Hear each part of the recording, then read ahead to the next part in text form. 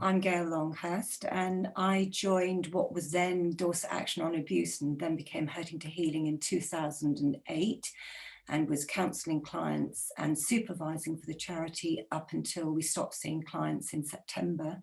And in 2018, I was given the privilege of becoming chair of the charity. I'm Melanie Goodwin, and I'm chair of First Person Plural. And with Kathryn, we co-founded the organisation. We set out to raise an awareness of DID, which we've been doing well over 22 years now and continue to do. And my one claim to the role is, as chair, is I have DID myself, so it's a survivor-led organisation. Hi, I'm Kathryn, and was co-founder with Melanie and of First Person Plural. At the time we founded it, it was like kind of a lifeline for us, really, and hoped it would be helpful to other people. And it seems to have been, since we've been going for 20 odd years. So we are quite pleased with what we've managed to achieve. Thank you. And I'm Zoe Poole. I'm the Therapeutic Director of Hurting to Healing, previously Dorset Action on Abuse. And I started back in 2007 when I was charged by Moira to set up the counselling service for Dorset Action on Abuse. And we've gone on since then up until now, and having reached that decision of the necessity to close, and we have the funds now to pass on. So I thought it would be helpful to just give a brief overview of the process of obviously part of which you've been involved in, of how in the process of closing Hurting to Healing, we've formed a legacy group of 4 people, including myself, our previous chair of trustees, our treasurer, and our current a current trustee. And our task was to make the recommendations to the trustee board as to how to distribute the funds that remained after closure of the charity, in accordance with some specific criteria. Firstly, that the funds must be used only to benefit adult survivors of childhood abuse and neglect. And the organisation needed to be a registered charity that closely matches the Hurting to Healing mission and has a similar purpose, is financially and organisationally sustainable, and has an inclusive policy for service user involvement in the service. And also that the money would have a significant impact on the service that the charity that we're donating the funds to can provide. So from an initial list of relevant charities, we researched 12 charities in detail through the Charity Commission and the charity's own websites. And as you know, we made direct contact with each charity to determine how well each one met the above criteria, with the aim of reducing to a short list of 6 charities. And in our research, we actually found that there was no exact match of the work of Hurting to Healing. So the aim then was to award to the charities with the closest alignment to Hurting to Healing's mission and ethos, and which would make a significant impact on the beneficiaries. And we were delighted, and I was delighted, that First Person Plural's mission is closely aligned to ours and met all the criteria. And I know that, as you do, that over the years, First Person Plural have helped numerous Dorset Action on Abuse and then Hurting to Healing clients, and still do. Your service user led, and you have a specific focus on the consequences of childhood abuse on the adult survivor, especially dissociative distress and dissociative identity disorder. So the legacy group recommended to the trustees that First Person Plural should be strongly considered as recipients of the Hurting to Healing Dr. Moira Walker legacy funding. So now I'm going to hand over to Gail, the chair of trustees, who will share with us the trustees' process of decision. Over to you, Gail. Thank you, Zoe. And you could hear in the background there the Hurting to Healing therapy dog, Lottie, who has to have her word in everything. When the legacy group, who were represented at the trustees meeting, the first trustees meeting, joined us, it was like handling a hot potato, because we had these 12 charities and we needed to make sure, as Zoe has pointed out, that the very best use was made of the money that we were passing on. I had the privilege and pleasure of attending a workshop that you were part of several years ago on dissociation, and the stuff that I learned that day as a therapist is invaluable. You are inspiring, and I thank you for that.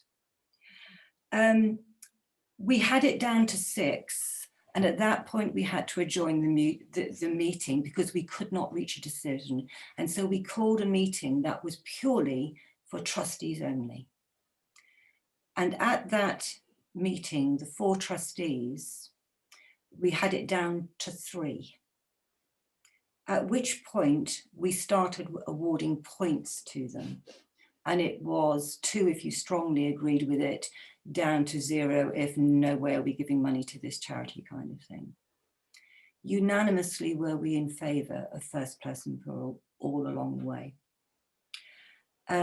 We made a second decision that was, in order for the maximum benefit to be passed on, we would only give it to 2 charities, because then we could make a significant difference going forward. And that's when it came down to first person plural and another charity would share the Dr. Moira Walker Legacy Fund. I'm going to hand back to Zoe now, because I think you have an important question. Yes.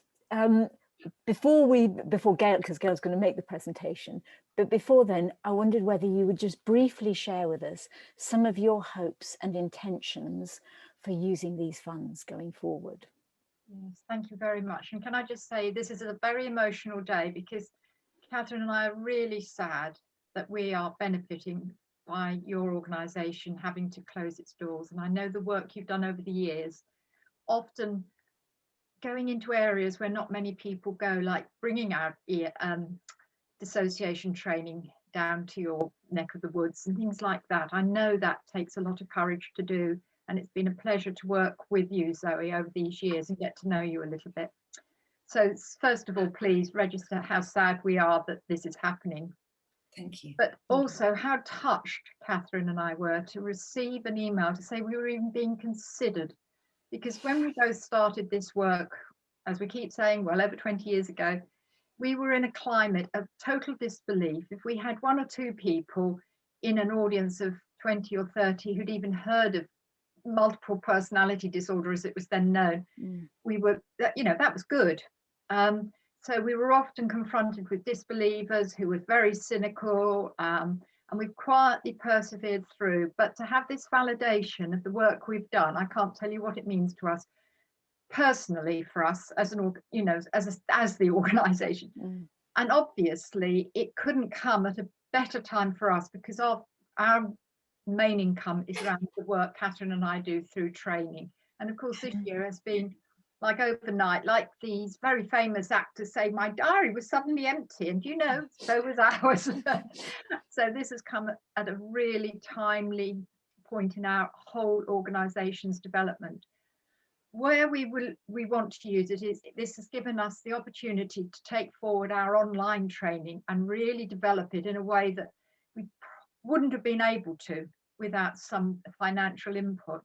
And also, one of the things Kathryn and I have already talked about is making it available to as wide an audience as possible, so it reaches those people who really need it and often are financially not in a place to pay big figures for training. So be assured that it will be used as wisely as we can possibly do, and it will allow us to reach as many people as we possibly can.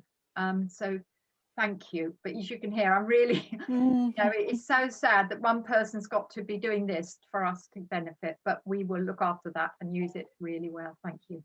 Thank you, Melanie. Thank you. So as we've already mentioned, you know, Hurting to Healing, Dorset Action on Abuse, it started with Dr. Moira Walker as co-founder with Anne Daniels. And Moira was very much the inspiration of the work all the time through DAA and H2H.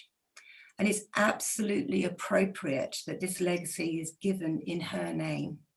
So on behalf of Moira and on Hurting to Healing, I've got great pleasure in revealing the amount to be denoted to first person plural. Zoe. Mm-hmm. Oh, wow. Oh my goodness. Oh, that will make such a difference. Oh goodness me. That is really going to make I'm absolutely, I don't know whether the word gobsmacked is allowed, but I'm using it. Mm-hmm. Absolutely gobsmacked. And that will kind of sort of enable us to really do a good job of kind of developing this training and possibly think outside the training box as well. I think kind of sort of not knowing exactly how much this is other than a substantial amount has been hard to think through how we might spend it. So that is really, really going to make a difference. And if I could just share at that point that a little bit from my journey that I now feel has come a bit full circle. When I first found out that I was DID and was looking for help, the only person I'd come across who'd written anything about DID, and at that time it was only kind of a paragraph in a book, was Dr. Moira Walker. And I actually kind of I contacted her at that time to ask if there was any chance she could kind of see me. As it turned out, at that time, there wasn't a chance that she could see me, but she put me in touch with two therapists, one of whom I chose. And I was with that therapist for 12 years. And so Dr. Moira Walker has a real personal significance to me because she helped me start my journey to healing. And may I just add something about Dr. Moira Walker as well? And Kathryn doesn't even know this. One night, Kathryn had gone walkabouts when a little one took over, and I was busy talking her off the central reservation in the middle of Birmingham when I should have been on at a lesson of my counselling course. And because I missed the lesson, I was asked to write an essay, quite a long essay on dissociation, but the only book I was allowed to use was Dr. Moira Walker's, and that's how I came to discover her. So it's just the overlaps here is just, and as I say, Kathryn has never known that because I was never going to tell her. This seems the opportune moment to share. So it when I saw her name there, it felt like, as Kathryn said, coming home. So it has just, and we're in shock, or I am. It is going to make such a difference. It secures us for 2 or 3 years. We can look ahead now as opposed to hand to mouth every few months. And if something positive is going to come out of this, it's what you are going to do with this money. This is the reaction we were hoping for. And so thank you so much. Yeah. Oh, yes. Words don't seem adequate at this moment in time. No. I think we're all feeling a bit emotional. Yeah. We are, but yes. But we know this is in safe hands, and that's what we needed to know. Thank you. And of course, well, we will let you so know very, as we very go much. along. Yeah, as we go along, we will let you know what, how we're doing and what you have enabled us to do. That would be wonderful. Good. Thank you. Yes. Thank you.